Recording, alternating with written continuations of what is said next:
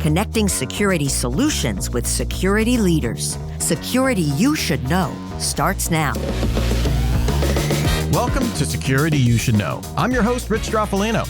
Today, we're talking with Trend Micro and what they're doing in cloud security with their Trend Vision One platform. Now, the problem that they're addressing, it is a big one in the industry, and it's how do you get visibility across cloud and hybrid environments? Helping us get answers and better understand this problem are Nick Espinosa, the host of the Deep Dive radio show, and Jason Shockey, CISO at Cenlar FSB. Nick, I'll start with you. Why are we still having this visibility problem? It seems like we've had the cloud for a little while now, right? We've definitely had it for a while, but I like to go back to 2017 on this one because the CSA, or Cloud Security Alliance, basically puts out a poll every year that asks corporations, do you trust the cloud or do you trust on-prem? Right. And since 2017, more corporations have trusted basically the cloud. We all know that we've all personally moved to the cloud, but corporations have always basically been behind this. And by virtue of that, as we are connecting one cloud to the other, or we are putting up different types of tenancies for different types of systems and data, having insight and telemetry and visibility into the cloud that we are trusting more than we are not has always been a perpetual challenge. And it doesn't seem like the major providers out there are really offering these tools. So it becomes incredibly important to have these tools from third-party providers that are giving us good threat intelligence. Jason, what about for you? Why are we still struggling with this visibility problem? You have organizations that are on-prem, some are hybrid, some are all in the cloud like we are. It really pays to be in the cloud. It does help because then you can take advantage of all the features that are available up in the cloud and cloud native applications and security. Touched on a second ago, expectation, fear, uncertainty, doubt. The more breaches that occur, the less likely people are that are on-prem or even hybrid to get to the cloud to leverage these tools. So I think the coverage piece has always been a problem, whether you're in the cloud or not. So do you have the proper telemetry in place to actually sense what's happening in your network to then make meaning about it and then take meaningful action? Those have always been a constant problem. And CNAPP sounds like a technology that could really help us make leaps forward, not just steps. Well, that's why we're so excited to be talking today with Franz Fierim, the field CTO at Trend Micro. Now, to start out, we got to answer some of the preliminaries, help set the table here for our Q&A. So, Franz, how do you explain the value of your solution to a CEO? What does it do? What does it not do? And what is the pricing model? Can you help us out here? So first thing, it's Trend Micro. It's a company that is in the market for 36 years, right? That means it's a long time. And we also have more than 1,000 different patents, right?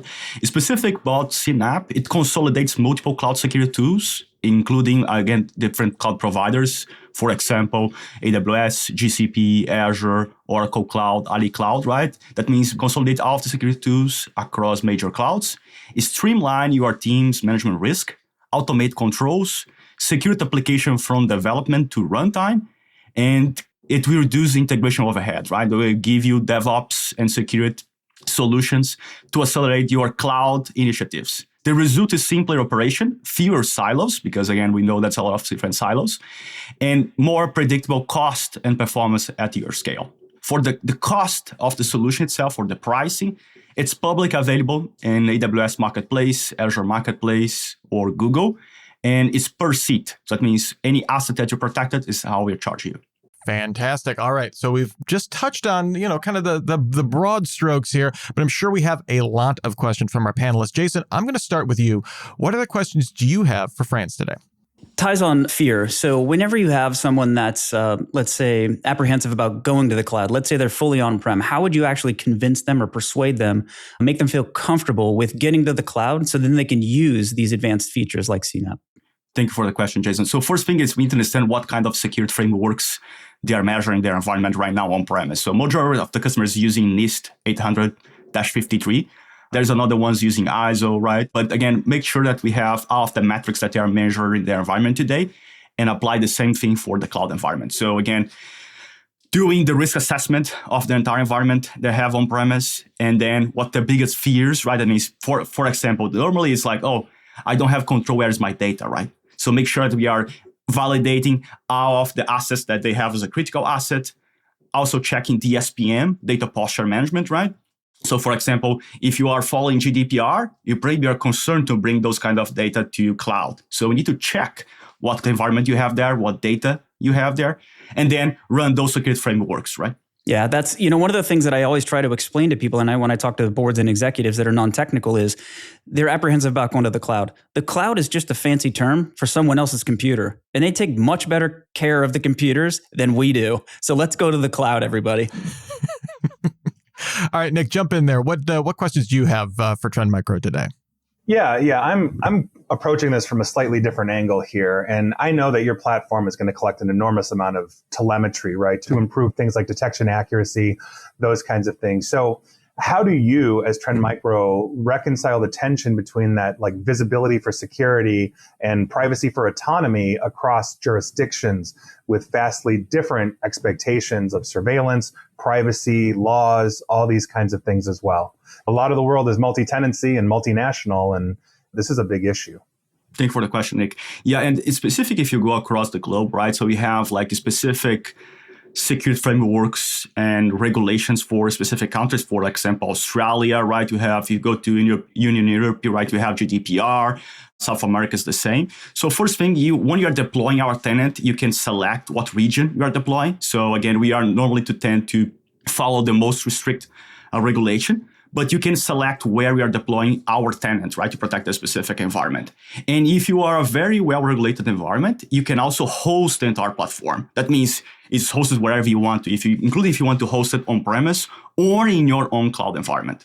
And when you go to hybrid cloud, right, specific private cloud, it's falling under the sovereign cloud right now. That's, again, very well known topic for Union Europe, right? That means you can also deploy the entire stack in your private cloud. Right. And that makes sense because I think it then opens up, and I'll ask one more quick one here then in that vein, and I'll turn it over to you then, Jason. But how does Trend Micro define then acceptable risk? And do you believe that your tools should basically push customers towards a universal model of risk or allow for just insanely and incredibly individualized risk tolerance given all of the information and threat intelligence they'd be getting from you? Yeah, how to measure risk is definitely is a challenge, right? We tend to follow two specific ones. So if you go to NIST 830, right, and NIST 860.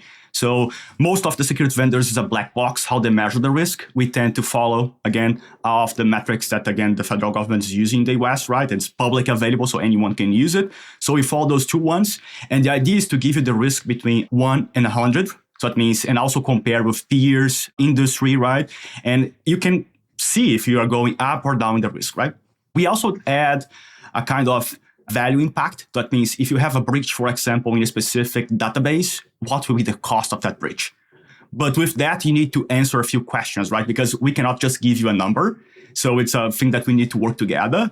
And you need to also help us to understand, this is a critical data for me. This is a critical service. So if it goes down, I can lose, maybe 1-2 million, right?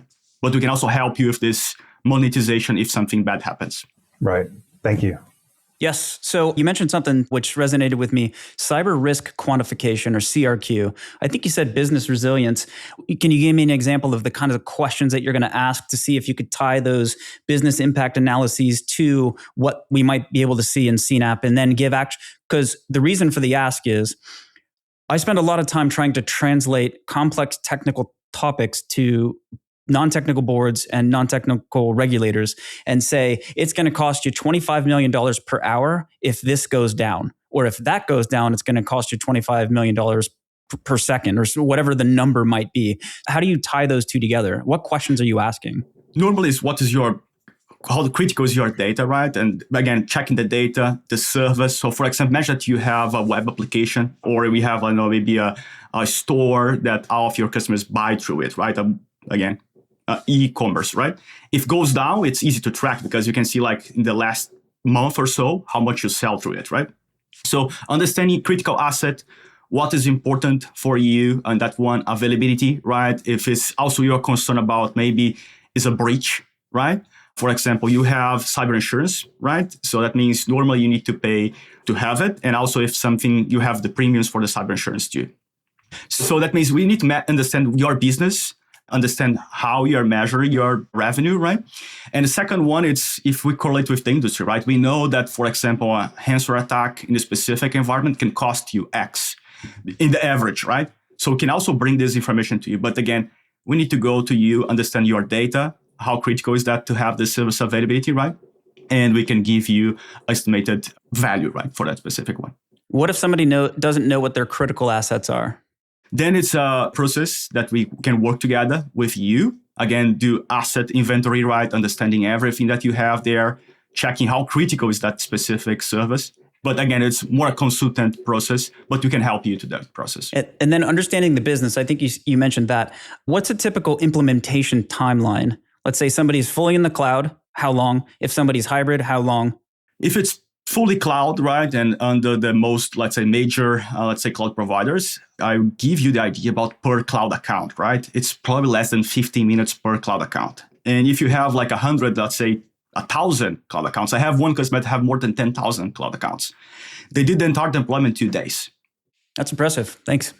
So that last answer kind of just gives me a bit of an understanding. The first thing that came into my head was the word dependency, because cybersecurity tools can unintentionally create dependency, right? I mean, and think about what organizations rely on. It's AI, it's sensors, it's threat feeds, it's automated remediation, SOC, SOAR, all this kind of stuff. So what responsibility does Trend Micro have to prevent like an overdependence or security vendor lock-in ethics situation here? If you've got 10,000 accounts you're deploying in 2 days, and they're holistically in your network, I mean, how well are we going to play nice with others here, right? I think it's an important one because we're always layering various solutions together. Think for the question. I think first thing is, remember that majority of the technology that you are implementing in your cloud environment usually consume APIs, right, for the cloud provider. So public APIs. We also provide our APIs. So it means if you want to forward the entire data lake that we have, right, from your environment to a third party, we can do it.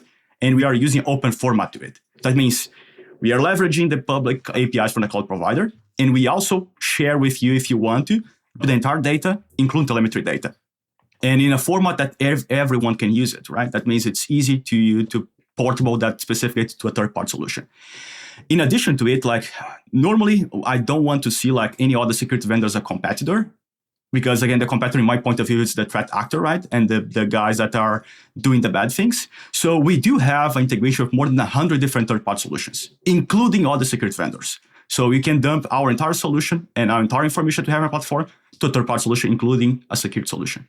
Gotcha. So let me take it then into one more avenue here. With outside of third parties, obviously you're integrating AI into detection and response here, as everybody is, right? So where does Trend Micro really draw that line or that ethical boundary between automated decision making and human oversight, especially like when we are looking at something like an automated block that could directly or material affect a sensitive business or a hospital or a government service or something along those lines? Where is that delineation for Trend Micro?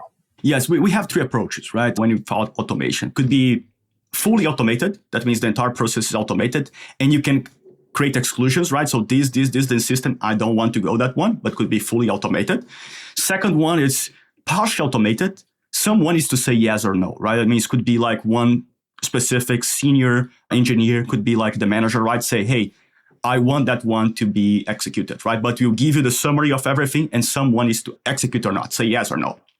And third one is fully manual with steps, right? That means you can run it, but we need to have like a SOC engineer, right? Or a response engineer to do it. But again, could be the 3 different levels. And with the fully automated one, it will give you the risk when you are implementing that. So that means it will give you a summary, what will be the risk if you fully implement it. Most of my customers right now, it's partially automated, for at least for the critical assets, right? They say, hey, I want you to have inputs, I want you to execute it, but someone is to say yes or no. So one question on analytical forecasting. If we have our assets fully in the cloud, we're using CNAP, where everything is running very smoothly. What kind of analytical forecasting is there, if it's available, to say something like this? This is the aspirational, I think, sentence that I want to give any board or any organization that I work with to help them out.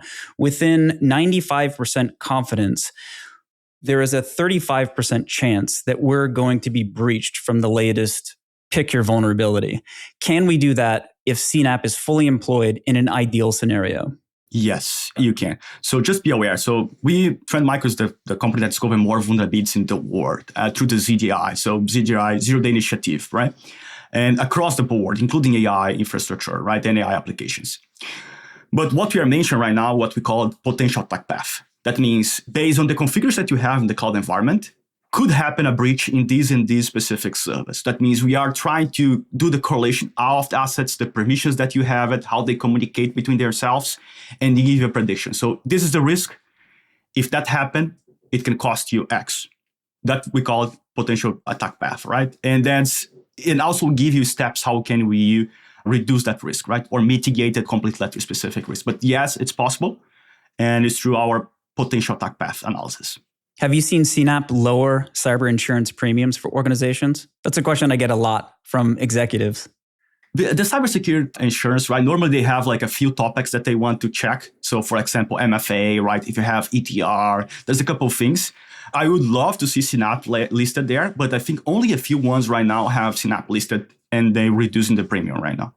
I think is a path because as it happened with MFA, with EDR, I think it's coming to CNAP. All right, France, what's one thing we didn't ask about that we need to know? I think first thing it's AI protection. So right now, the way that Trend Micro provides a platform, we can leverage AI to help improve security in your environment, but we can also secure AI stacks. So if you guys are running any kind of AI infrastructure in the cloud, or even if you are in your on-premise or in your private cloud with NVIDIA, for example, we can help you to protect those entire environments, including AI SPM. So AI secured posture management.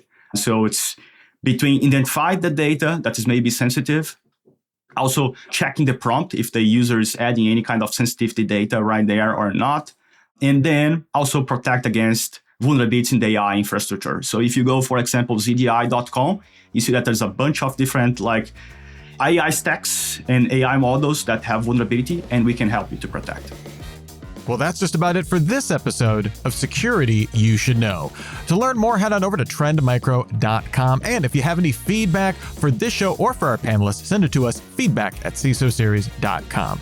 A big thank you to Nick and Jason for helping us learn more about what Trend Micro is doing here. And thanks to you, France, for your time and being game to answer all of these questions. And thank you for listening to Security You Should Know. That wraps up another episode of Security You Should Know. If you like this program, please subscribe, tell your friends, and leave us a review. All companies showcased on this program are sponsors of CISO Series. If your company would like to be spotlighted and interviewed by our security leaders, go to our contact page on cisoseries.com or just email us at info@cisoseries.com. Thank you for listening to Security You Should Know, connecting security solutions with security leaders.